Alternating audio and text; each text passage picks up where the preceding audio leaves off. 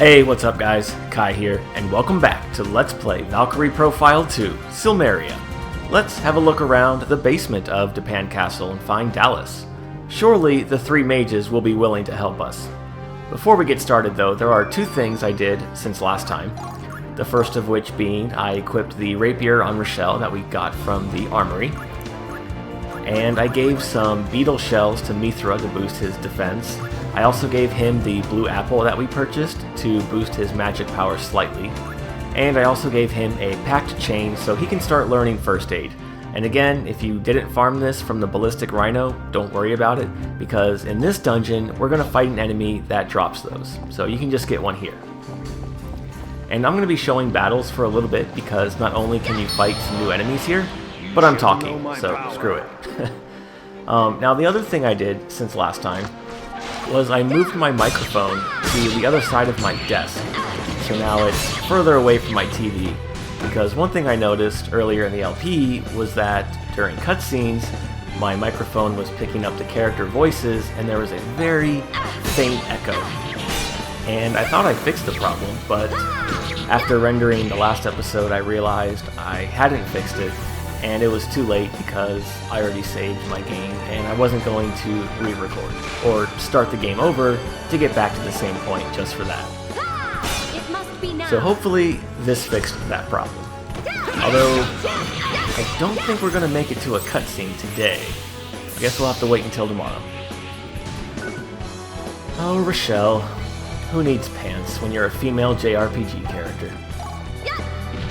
They say the less clothing you wear, the more defense it has. Absolutely. Not that I'm complaining. After all, she has that ass. But yeah, guys, you're just gonna have to work with me here because I'm still getting used to this brand new capture card and I'm working out a few of the kinks, so I do apologize for the echo in the last few episodes, but I am working on it, so bear with me here. Hey, there's one of the new enemies there. Let's see. Well, we can't really see its name right now. But those enemies, if you break their body, they can sometimes drop a... oh, what is it called? I forget the name of the item, but it's a blue fire rune, which I want to take the time to farm so that way Alicia can start learning Fists of Iron. Man, I hate these long, narrow hallways. Worse than playing Final Fantasy 13. Oh, I'm kidding, guys. I actually like that game quite a bit. And I would like to do an LP of it someday. Not now, not next time, but eventually. We'll get there. Oh, that wasn't the item. Oh well. Yeah, I'm probably going to take the time to farm one of those. Definitely before we get to the end of this place. It's usually a pretty common drop, but since I am recording, you know how the LPer's curse goes. What can go wrong on camera will. However, once you stop recording, then you can get whatever you want to happen. First try, of course.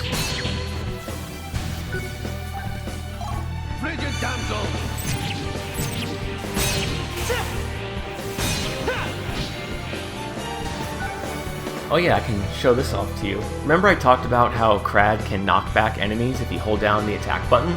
Let's see what happens here if we do that. Yeah, you see there, we knocked him back. Well, he was dead, so it didn't really matter. But that's a good way to keep enemies from attacking you. Or to give yourself more breathing room to dash or move away or do other stuff.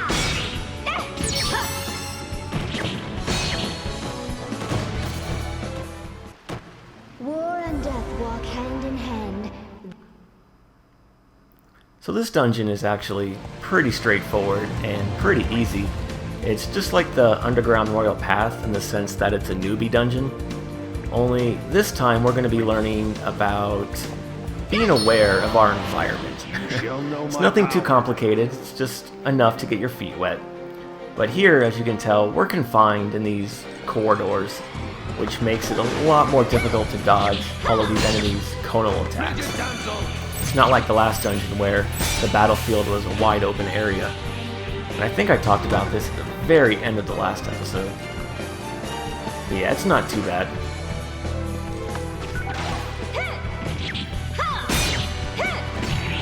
best thing I would advise is to, just take your time, inch your way forward closer to the enemy, and use your range to take advantage of them. Like this guy here, there's no way he can hit us before we can hit him.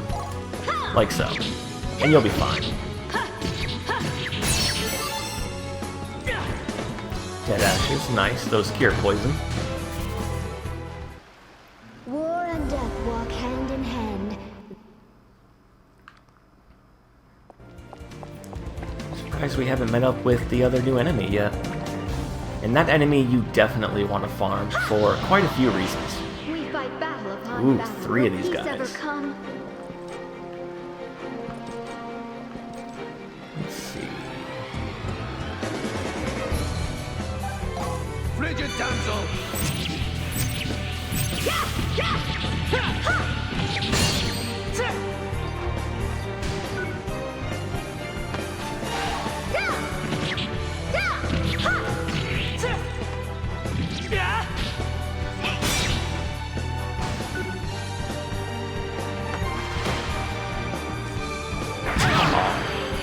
Yeah, we kind of walked right into that one. And that's what I was talking about earlier, how it's pretty hard to dodge some of these conal attacks in these really tight areas. Frigid damsel!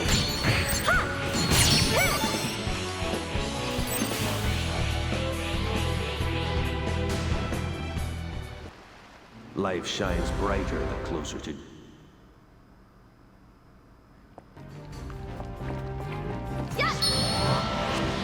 I believe in us, in our strength. Man.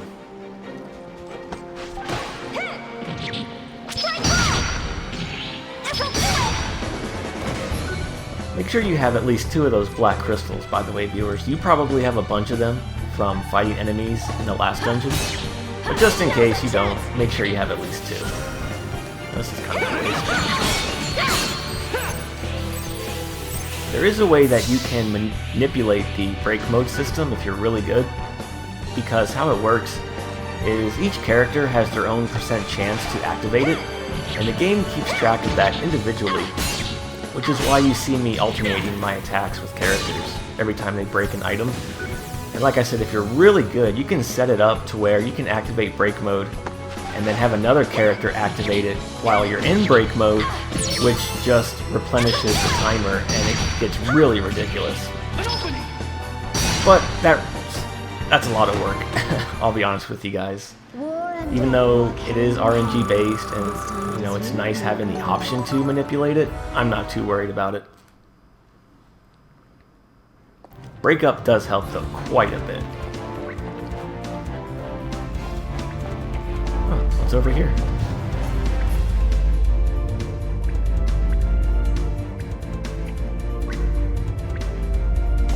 Huh, well, I wouldn't worry about this machine. I'm sure it's not relevant at all.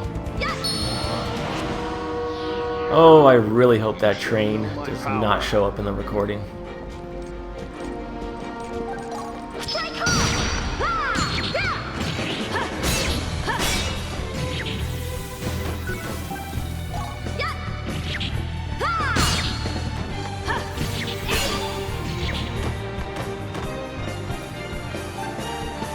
Oh wait, he's alive? I wasn't even paying attention. I was too worried about that train. Yeah, let's switch targets here.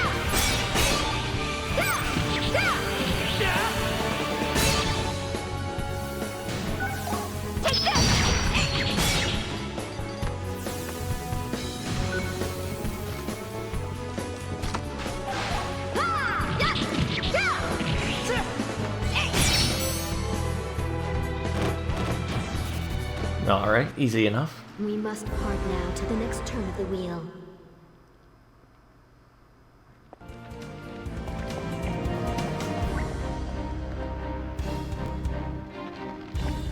Let's see, let's go over here first. Come on, get a little closer.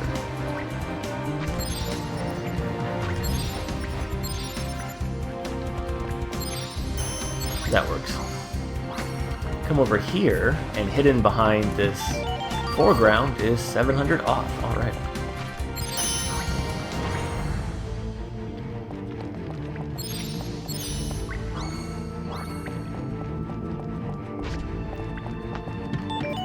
Here we get a crossbow. Awesome. Again, this is why I told you not to buy one for Rufus. A little better.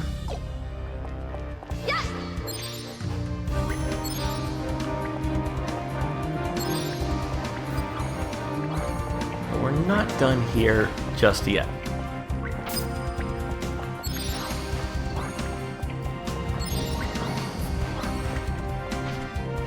Now, once you open the treasure box, you jump up here, switch places with an enemy, and then you jump up here, and you get a double check. Alright. You can use that in battle to double your rewards. Just like the... You won't have time to get Oh, bored. new enemy in the back there. Alright. The living armor, I think it's called. Those are the enemies that drop the packed chains, and you get that by breaking their arm.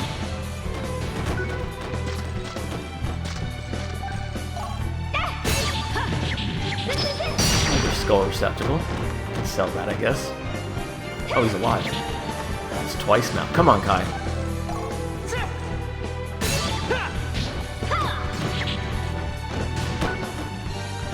Okay, so these enemies, shit. Let me get to the side. So if you break their weapon, you get the sharp spearhead. And that's a very common drop. And it's really good because it increases your critical hit rate. And the nice thing about critical hits is that they ignore defense and magic defense.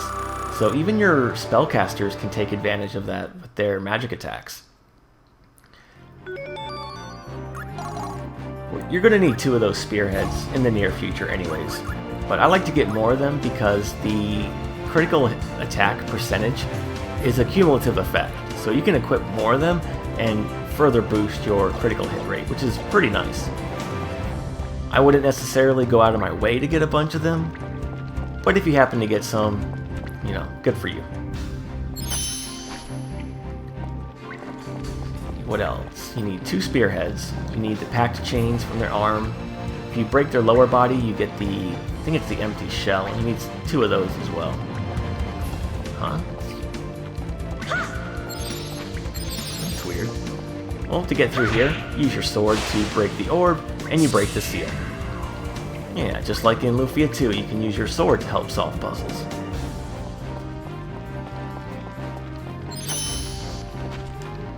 Let's see.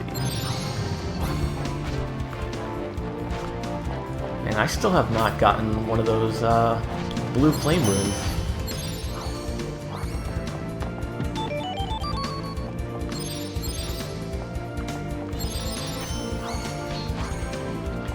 Here we have another switch, but you actually do not want to break it right away, because there's a hidden item over here.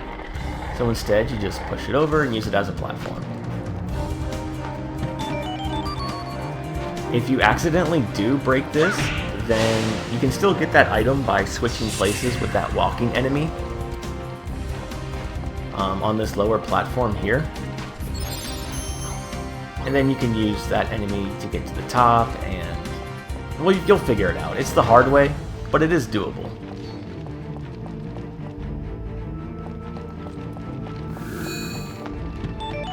And here we get the Crest S-Dog. Alright, it's a weapon for Alicia that introduces yet another mechanic to this game, special attacks. You can see on the bottom there, it says special attack, yes. So let's go over that, shall we? Well, you know what? We'll just do it. Yeah, we're good on time. We'll go over special attacks here in a minute.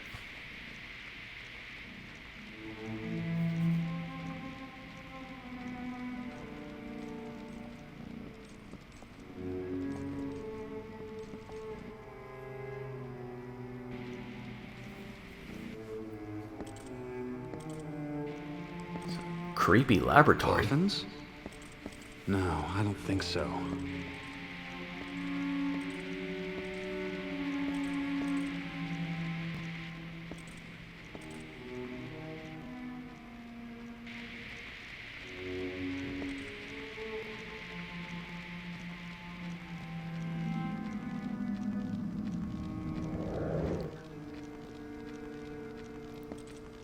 The monsters we just fought.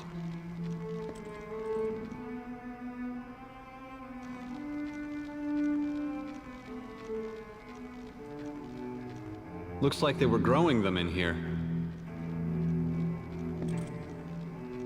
Why don't you come and take a look for yourself?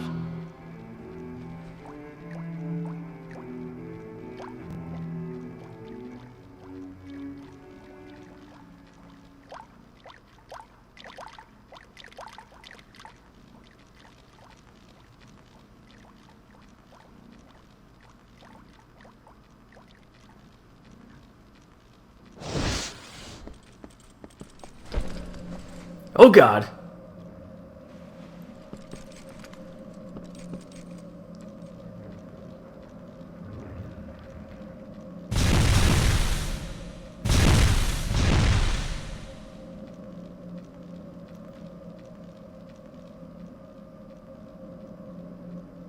What? Is he a friend of yours?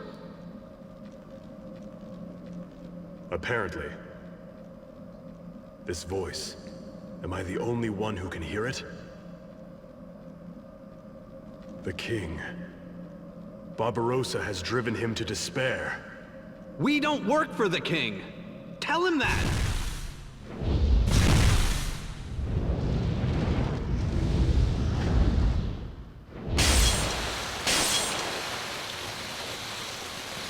Great.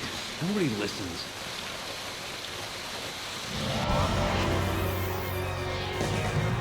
I sense danger. Beware that long arm. Yeah, beware of the tentacles.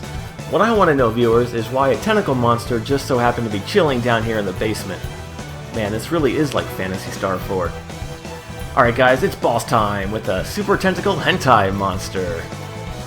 And this is where we're going to learn about special attacks. Oh, you know what? I'm going to get hit for this, but let's use the double check to double our experience. So special attacks, let's see here. When you attack, you're going to notice on the left-hand side, there's a little gauge that fills up. And when that reaches 100, you can use a special attack. And how that fills up is every time your character attacks, their attack will add a certain amount of heat to the heat gauge. That's what it's called. So let's see what happens here.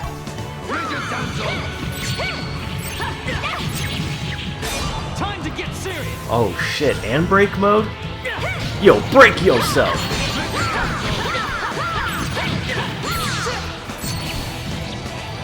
Alright, watch this. Now is the time. Finishing strike.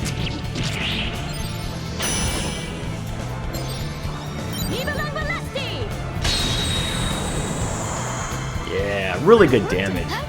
Totally over the top and ridiculous, but that's this game's version of a limit break. Now, unfortunately, I broke off one of his tentacles, so he's going to use an ability called Regeneration, and when he does that, the tentacles grow back, and he unleashes a devastating counterattack. So what we need to do is back off. There we go. Yeah, if you were in that range, you would have taken a ton of damage. Now the other thing you have to watch out for against this boss is when he uses an ability called Lock On. What that does is it targets a random party member, and you don't know which party member. I could have got the direct assault, but I was too busy talking. But anyways, it targets, yeah, sure, why not, a random party member. And what you want to do here is split your party into two groups and have one group dash away and leave the other group next to the boss, because you don't know who's going to get hit by the AoE attack. So if you spread out like that, it will minimize the damage you Perhaps the take. day will come when you too understand. But yeah, pretty easy boss.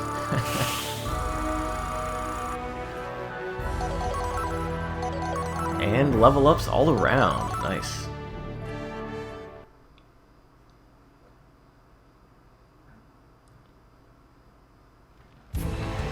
Every good JRPG has a tentacle monster. Speaking of that, I don't think I've ever gotten tentacles before. Resistance to confusion, doubles your accuracy in battle, not bad. Blue strengthening, which we already have.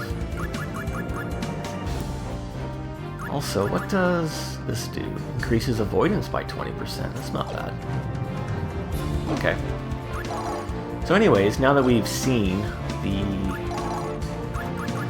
heat gauge in action or the special attacks... Oh, she doesn't have first aid yet. Never mind. Well, Alicia can learn heat up here. We do have enough runes, thanks to her red body rune, and that increases the amount that your attacks add to the special gauge.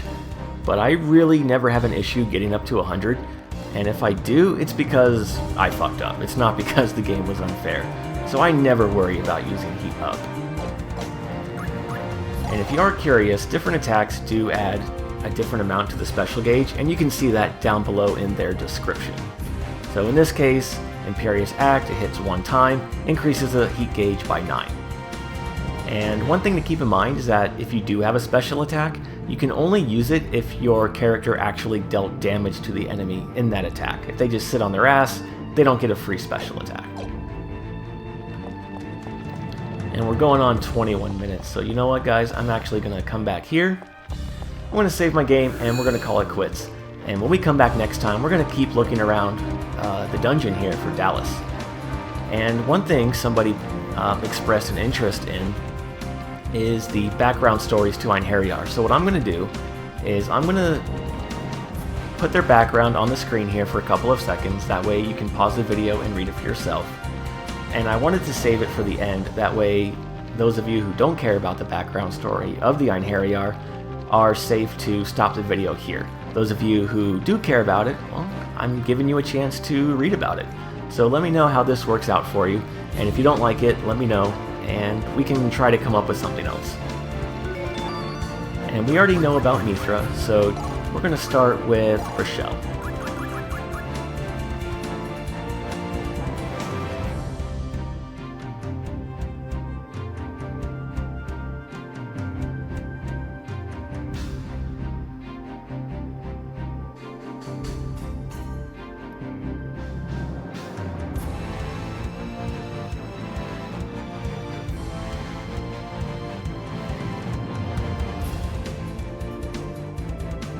Alright guys, thank you for watching, and until next time, I hope you have a good day.